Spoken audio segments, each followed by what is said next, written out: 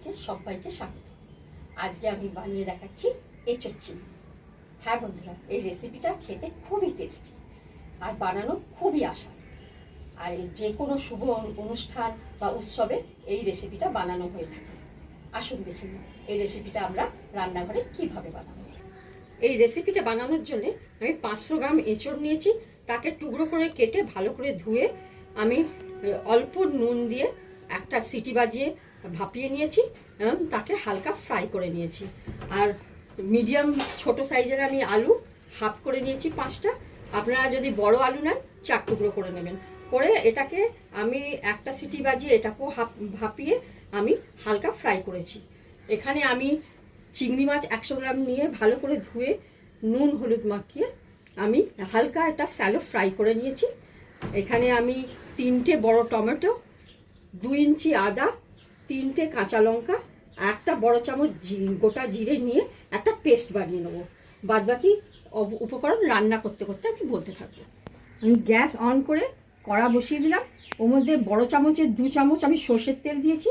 দেখুন তেল গরম হয়ে গেছে। এর মধ্যে আমি 2টো শুকনো লঙ্কা আমি টুকরো করে দিয়ে দিলাম। 2টো তেজপাতা, দিলাম অল্প গোটা জিরে। একটু নাড়াচাড়া করে আমি এই যে টমেটো আর কাঁচা লঙ্কা, আদা আর জিরের পেস্টটা বানিয়ে রেখেছি দিয়ে দিলাম। এটা ভালো করে একটু নাড়াচাড়া করব।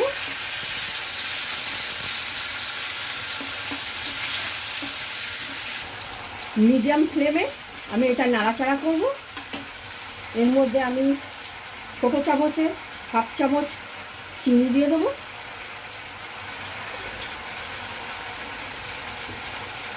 লঙ্কা গুঁড়ো হাফ চামচ,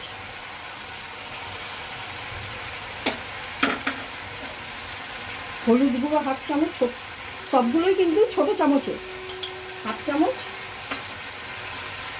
আর ধনে গুঁড়ো। যেহেতু জিরে আমি একসঙ্গে পিষে নিয়েছি, জিরে গুঁড়ো আর দিলাম না। এবার ভালোভাবে এটা একটু নাড়াচাড়া করবো না ছাড়ে। মশলা থেকে তেল ছেড়ে গেছে।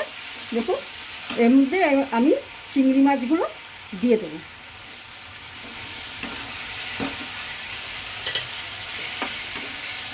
আর একটু জল দেবো, যেটা আমি ভাপিয়েছি সেই জলটা একটুখানি আমি দিয়ে দিলাম। এঁচোড় আর আলু সেদ্ধ করার জলটা। এবার এর মধ্যে আলুগুলো দিয়ে দিলাম। একটু নাড়াচাড়া করে এর মধ্যে আমি এঁচোড়টাকে দিয়ে দিচ্ছি।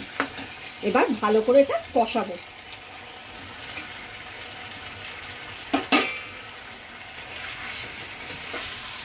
উলট পালট করে ভালো করে কষাতে হবে।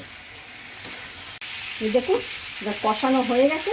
এর মধ্যে আমি স্বাদ মতো নুন দেবো। যেহেতু সেদ্ধ করবার সময় আমি একটু নুন দিয়েছিলাম সিটি বাজাবার সময়, এগুলো বুঝে নুনটা দেবেন। এর মধ্যে আমি ভাপানো জলটা দিয়ে দিচ্ছি। এবার যে যদি আপনাদের জল বেশি না থাকে তাহলে বড় গ্লাসের হাফ গ্লাস জল দেবেন। দিয়ে এটা নাড়াচাড়া করে ঢাকা দিতে হবে। এই রেসিপিটা আপনারা নিরামিষ হিসেবেও বানাতে পারেন, যদি শুধু চিংড়ি মাছটা দেবেন না, পদ্ধতি কিন্তু সেম থাকবে। দেখবেন এর স্বাদ দুটোতেই কিন্তু ফাটাফাটি, খুব সুস্বাদু স্বাদ হবে। নিরামিষ আপনি উপোসের দিনেও খেতে পারবেন, সেটা শুধু চিংড়ি মাছটা দেবেন না। এবার এটা আবার ঢাকা দেবো, কিছুক্ষণ রান্না হবে। রান্নাটা দেখুন হয়ে এসেছে, এটা গ্রেভিটা মোটামুটি গাঢ় হয়ে এসছে। এবার এর মধ্যে আমি হাফ ছোটো চামচের 1/4 আমি গরম মশলা দেবো। আর বড় চামচের 1 চামচ আমি ভালো ঘি দিয়ে গ্যাসটা বন্ধ করব আর ঢাকা দিয়ে কিছুক্ষণ দমে রাখবো। এই রান্নাটা আমি একটা পাত্রে সার্ভ করে নিলাম। খুব সুন্দর একটা গন্ধ বেরিয়েছে।